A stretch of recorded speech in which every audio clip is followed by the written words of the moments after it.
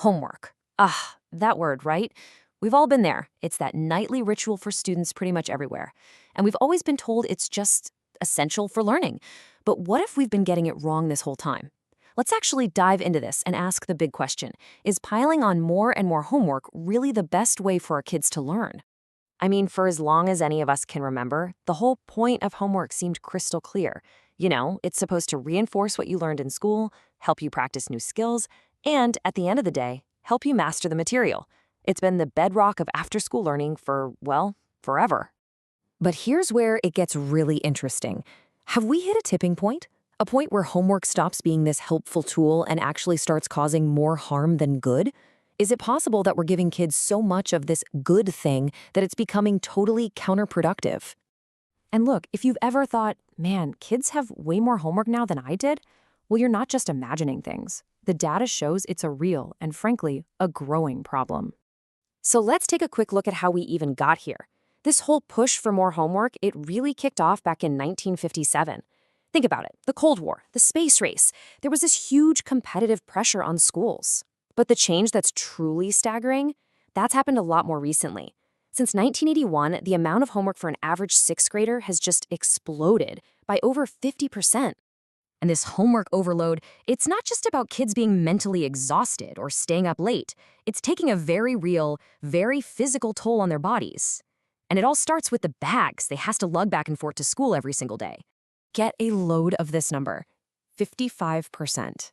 A study from Simmons College found that more than half of the kids they looked at were carrying backpacks that weighed more than the suggested limit, which is just 15% of their own body weight. That is a massive, massive burden for a growing kid. And no, we're not just talking about a few sore muscles here. This has serious consequences. In just 1 year, the U.S. Consumer Product Safety Commission reported that over 800 kids ended up in the emergency room for injuries directly caused by their backpacks. 800. And here's what's so critical to understand. This daily strain is happening to bodies that are still growing, still developing, so the long-term risk is pretty significant. It can lead to chronic shoulder, neck, and back pain that sticks with them well into their adult years. But the physical impact doesn't stop with back pain. This homework overload is also getting linked to another major health crisis. Right now, 1 out of every 5 kids in the U.S. is considered overweight. And believe it or not, all that time spent on homework is seen as a contributing factor. It's really just a simple trade-off, isn't it?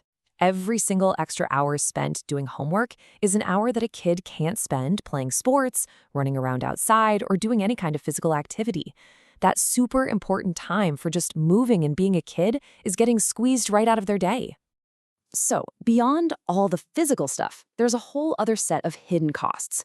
We're seeing huge impacts on family life, on a student's actual interest in learning, and maybe most surprisingly, on their academic honesty.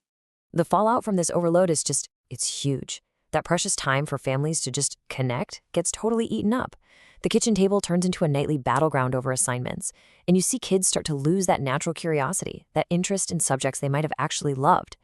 And honestly, when the pressure is just crushing, some students feel like they have no choice but to cheat or copy, not to get ahead, but just to keep their heads above water. Now, of course, there's a common defense for all this work, right? You'll hear teachers argue that it's absolutely necessary to prepare students for what is an increasingly competitive world out there.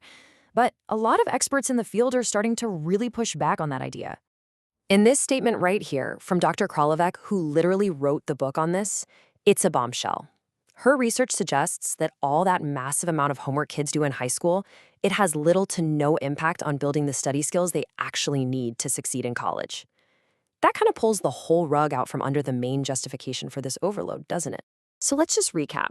If the current system is causing physical harm, stressing families out, and it's not even proven to really prepare students for the future, well, it seems pretty clear we need to rethink this whole approach.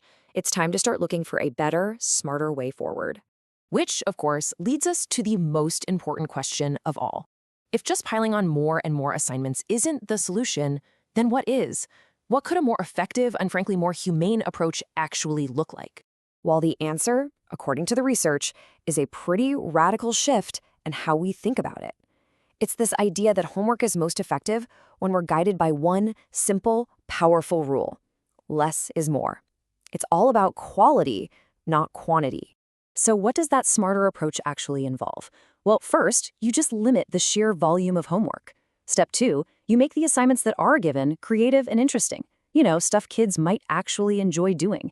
And finally, and this is the big one, you make sure that schoolwork never gets in the way of a child's health or their time with their family.